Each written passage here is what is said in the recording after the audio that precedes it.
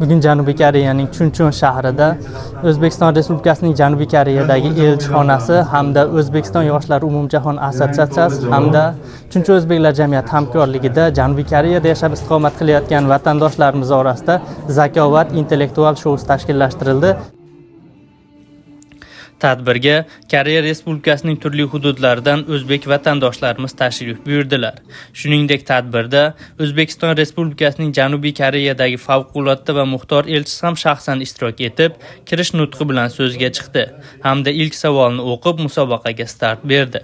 Tadbir davomida ishtirokchilarga ilmiy, mantiqiy, tarixiy va milliy ruhdagi turli savollar taqdim etildi.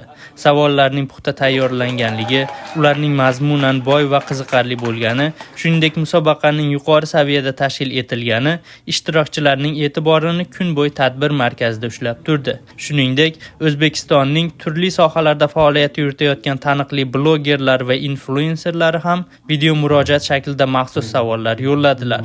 Ularning e'tibori va ishtiroki tadbirga o'zgacha ruh, ko'tarinki kayfiyat va yanada katta qiziqish bag'ishladi. Tadbirda shuningdek, O'zbekiston Respublikasi Vazirlar Mahkamasi huzuridagi Migratsiya agentligi vakillari, Chunchon shahar hokimiyati mutasaddilari, Kangwon Milliy universiteti xodimlari hamda qator hamkor va homiy tashkilotlar vakillari ishtirok etdilar. Bugungi zakovat shousi tadbiridan maqsadimiz shu Koreyada istiqomat qiluvchi talabalar, o'zbek yoshlarini birdamligiga xizmat qilish va ularni o'qishdan tashqarida bo'ladigan faoliyatlarini yanada maroqli bo'lishini ta'minlash bo'ldi maqsadimiz.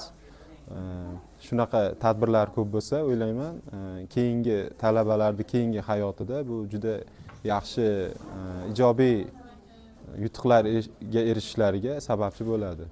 Musobaqa davomida ishtirokchilar uchun tushlik va qisqa tanaffuslar tashkil etildi. Bundan tashqari tomoshabinlar uchun ham maxsus savol-javoblar o'tkazilib, tadbirda tomoshabinlar ham faol ishtirok etish imkoniyatiga ega bo'ldilar.